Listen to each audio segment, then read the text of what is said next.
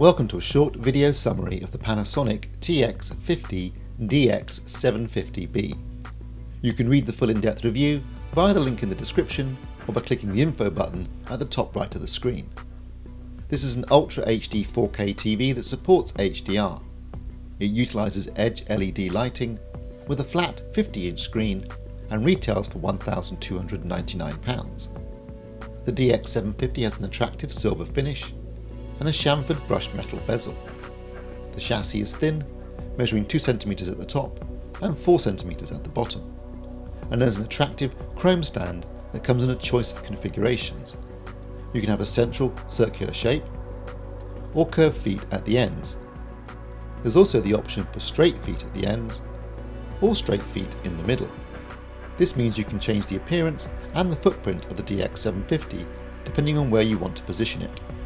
Around the back of the TV you'll find all the connections.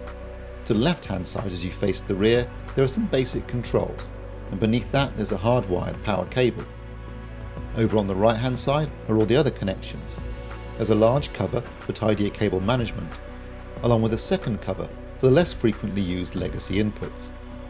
In terms of the type of connections, there are 4 HDMI inputs, 2 of which are HDMI 2.0A with HDCP 2.2, and one of which supports ARC. There are also 3 USB ports. 3 of the HDMI inputs and 1 of the USB ports face sideways, whilst 1 HDMI input and 2 USB ports face rearwards. Behind the small cover you'll find the rearward facing legacy inputs, including an Ethernet port, although there's also built-in Wi-Fi. Whilst this is a reasonably comprehensive selection of connections, we did find that the sideways facing inputs are too near the edge, which means you might see the cables poking out the side. The provided remote control is a standard Panasonic design.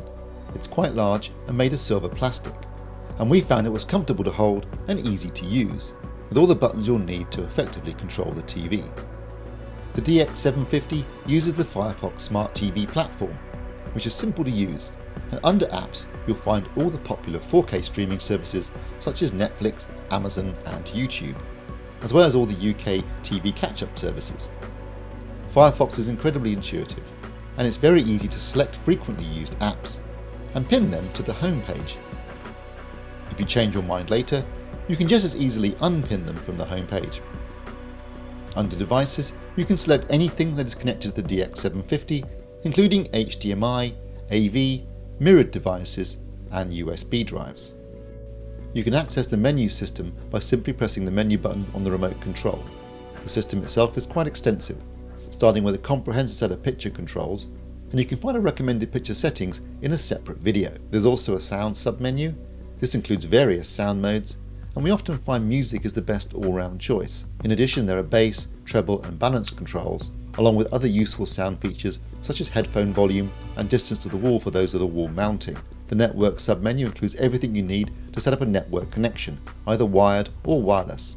Then there's the timer submenu, followed by the setup submenu that includes various system setup options for recording, Bluetooth, child lock and the TV system. As you can see, the out-of-the-box grayscale was very good, aside from a deficit of red and a slight excess of green and blue, which resulted in white pushing towards cyan and some minor errors in the brighter part of the picture. The gamma was tracking around 2.3 with a slight peak at 10 IRE and a dip at 90 IRE. We were able to use the calibration controls to easily get a perfect grayscale performance and also tidy up the gamma. The out-of-the-box colour gamut was also very good, with accurate tracking at all the saturation points, although the colours were being pulled towards cyan due to the initial errors in the grayscale. Once we had calibrated the grayscale and fine-tuned the colours using the CMS, the results were excellent, with all 3 colours tracking accurately, aside from undersaturation at 50 and 75% of red. The DX750 supports HDR10 with 500 nits of peak brightness. The tracking of the HDR curve was very accurate, and the Rec 2020 tracking was also quite good, within the limitations of the panel's native colour gamut.